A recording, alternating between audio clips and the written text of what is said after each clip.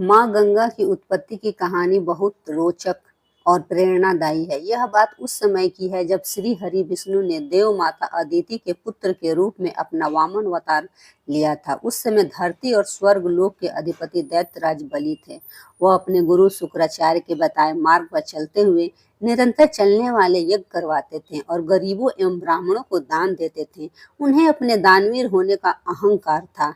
उनके राज्य काल में देवताओं के लिए बुरा समय चल रहा था। उनके राज्य में असुरों को उनकी सुरक्षा प्रदान थी, जिससे आम जन को कष्ट भी भोगने पड़ रहे थे।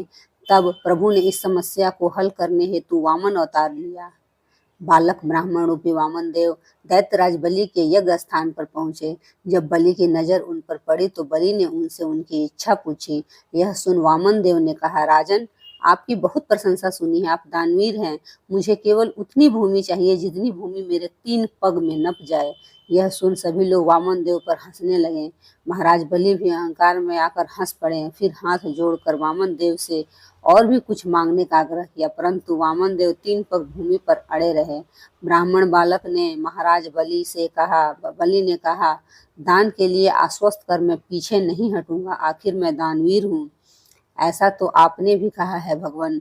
मैं आपको आपकी नापी हुई 3 पग भूमि दान करने का संकल्प लेता हूँ। जैसे ही राजा ने संकल्प लिया वैसे ही वामन देव ने विराट रूप धरा।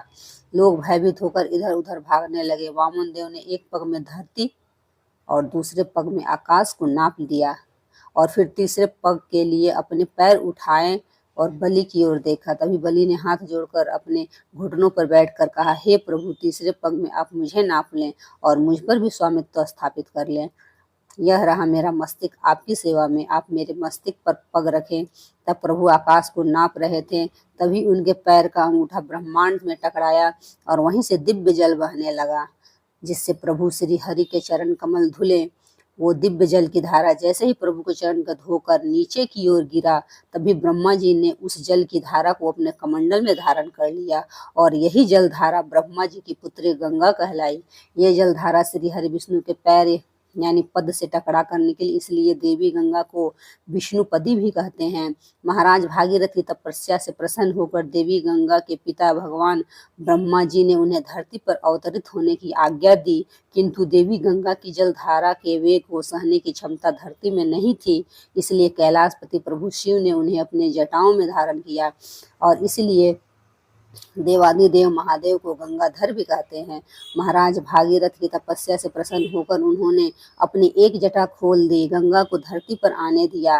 माता गंगा ने धरती पर आकर भागीरथ के पूर्वजों को मुक्ति दी और माता गंगा की सकारात्मक ऊर्जा से पूर्ण अमृत तुल्य जलधारा मनुष्यों के लिए कल्याणमयी सिद्ध हुई। माता गंगा को देव नदी भी कहते हैं। उम्मीद है कि आपको माँ गंगा की उत्पत्ति की कहानी पढ़ने में आनंद आया होगा। धन्यवाद।